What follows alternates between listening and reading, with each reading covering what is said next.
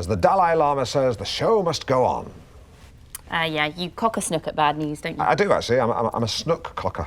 I'm sure there's an anagram in there somewhere. What? Huh? I'm just saying, I'm sure there's an anagram in there somewhere. Doesn't matter. Press on. Introduce your next guest. Calling me that? Not an anagram. Simon Denton there. Funny Simon Denton. Yes. What's fascinating about history is that, unlike bread in a bakery or love in a marriage, it's never going to run out.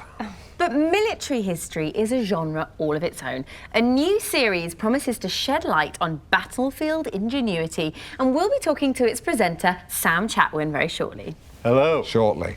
But first, since military history is a subject close to my heart, I thought I'd don my wellies and shed a bit of light on one of my favourite battles. Let's take a look at my report. A simple stream in North Walsham, Norfolk. But 6 centuries ago, this stream would have flowed with the blood and entrails of fallen men. I was hoping to illustrate it by pouring in this bucket of butcher's waste, but some Dilbert at the council seems to think it would contaminate the water supply. So close your eyes instead and imagine bits of dead men bobbing about in red water. This was the Peasants Revolt of 1381, caused, some say, by underpaying the workers. But there's compelling evidence that low wages actually increases productivity. As Kirsty Allsop says, a well-fed dog is a slow dog. Whatever the pros and cons, there can be no excuse for the peasants' antisocial behaviour. The execution of their ringleaders serving as a timely reminder that laws are there for a reason.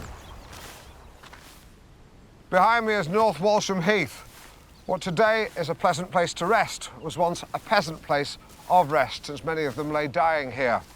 You see, razzed up on scrumpian injustice, they brought to the battle only guts and aggression. And as anyone who's played squash against Adrian Chiles will tell you, guts and aggression are no match for skill and tactics, unless his opponents had a big breakfast. The battle was bloody.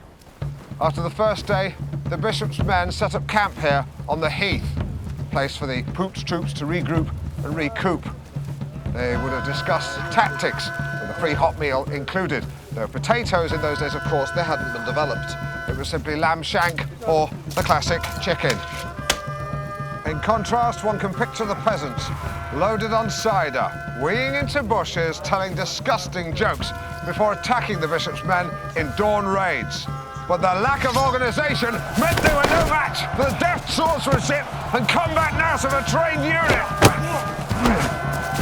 The labourers were serfs, their hands more used to drawing milk from a goat teat than wielding a sword. The trained soldiers knew to have one hand on the hilt, the other on the pommel. That is what I do. I've got kids! God forgive me. The battle continued. The bishop's men fighting off futile, frenzied and sometimes rubbish attacks from the peasants. The battle continued till dusk.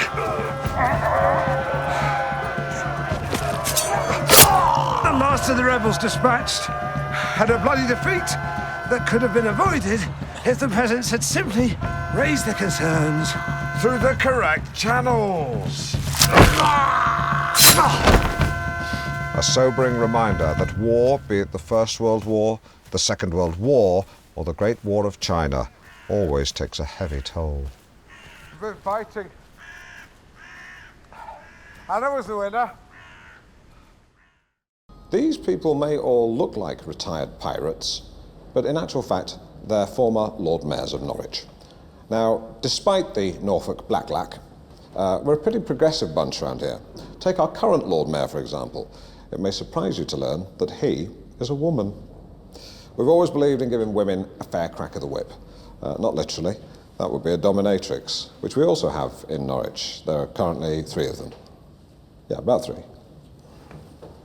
A few years ago, in this very building, councillors had to summon up every ounce of their political gumption to save a city that was on the verge of being rent asunder.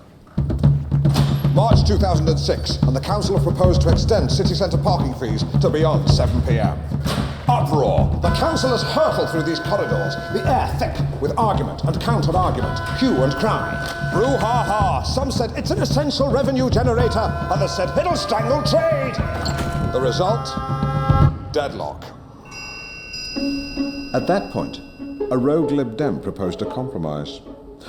What if theatres were prepared to subsidise nighttime parking, and those self-same rates were suspended from Monday through Wednesday, resulting in a net gain for the city's midweek economy? And a bloody, or at least irritable clash could be averted. Gentlemen, do we have a deal?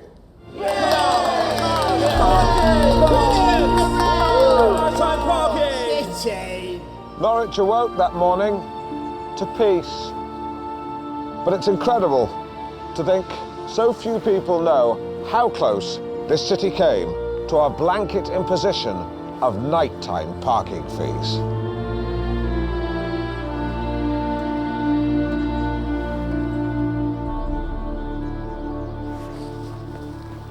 All right.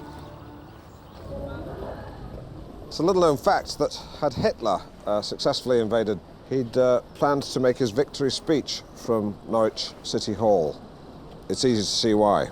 There's a very imposing, brutal quality to the architecture that Hitler would have absolutely loved. But it sends a chill down your spine, even factoring in the cold day.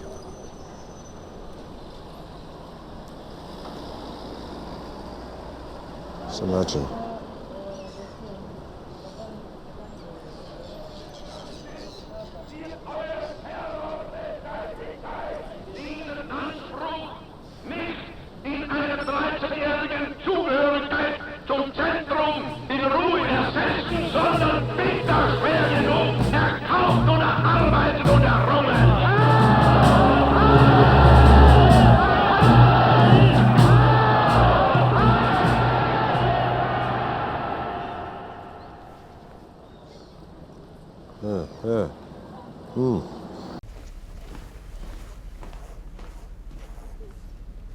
Hilary Couchman, Dr. Hilary Couchman. How long have humans been swearing? Well, curse words or vulgarities go back really as far as language itself, but when it comes to written English, we find profanities cropping up from the 13th century. So, something like this, should I wear gloves to handle this? The protocol is that the curator handles the material. Oh, okay, right. I'm pretty sure I've seen Dr. David Starkey handling stuff like this on TV. And I've even seen them let Tony Robinson have a fiddle. The protocol is the curator handles the material. You said that. Do they ever let you guys go to an area just to relax? Because they should do. Maybe that should be part of the protocol. Swearing, swear words.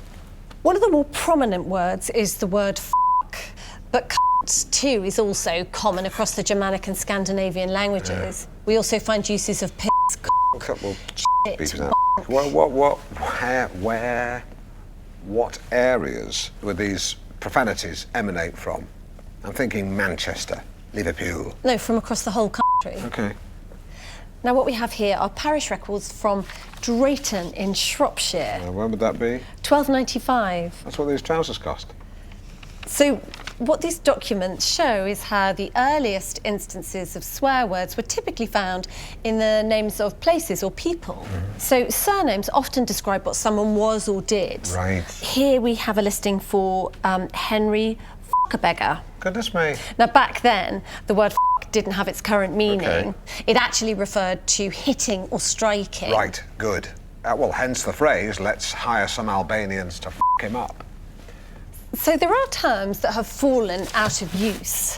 So here in 1740, we have the term Runtalian, which means one whose scrotum is so relaxed as to be longer than his penis. One wonders whether that's due to a truncated member or distended testes. Well, I guess it's just chicken and egg. We also find some fairly vulgar slang words for penis, such as beard splitter and arse opener, whilst fellatio was known as bagpiping. Oh, makes sense. In the 1785 book, the Classical Dictionary of the Vulgar Tongue, we find the term to huffle. Would you like to have a guess at what that means? Oh, gosh, I'll have a bash. To huffle, the act of putting my head between a lady's breasts and huffling. That's, you get the picture. No, it's another word to fellate. Right, okay. I always find it amusing when I ask people that question, what answer I'll get. Right, well, that's an interesting part of the protocol. Thank you very much, Dr. Hilary Mantell. Couchman. One who likes to squat over another... It's my surname. Right, yes, of course. Now it's time for Who Does Alan Think Alan Is?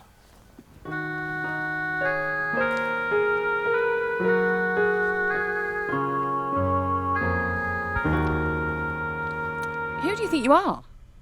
Just to explain, the sense of that line was not properly explained to the voiceover artist before she went into the booth. By the time I find out, she was already in a cab. Complete waste of 30 quid. She sounds like she's been touched on a bus. My main guest today is one of the genealogists from BBC One's Who Do You Think You Are? Please welcome Henry Spring. Hello. Our journey begins with your great-grandmother, Annie Partridge. Do you remember her? I do, Granny Annie. She died when I was a toddler. She used to make me chucky egg. Egg and butter chopped up in a bowl. You can add that to your files. Send it to the boys at WDYTYAHQ. Who do you think you are, headquarters? Ah. Well, like many women of her time, she was a stay-at-home mum, wasn't she? She was unemployed, yes. But what you might not know is that if we delve one generation further back, we find she had an aunt who lived quite near here, so that would have been your great-great-aunt. It's fascinating. Please tell me more. She lived in a semi-detached house in Sheringham at the very end of the 19th century. That must have been one of the first semi-detached houses in Norfolk. Not in Norfolk, but it may have been one of the first in Sheringham. But that's still fascinating. It sends a shiver down your spine. Do you want me to get you up? Rest in peace. Great aunt. What's her name? We don't know, we just have the initial E. Rest in peace. Mrs. E. Was she married? We don't know that either. Oh, well, rest in peace. E. Partridge.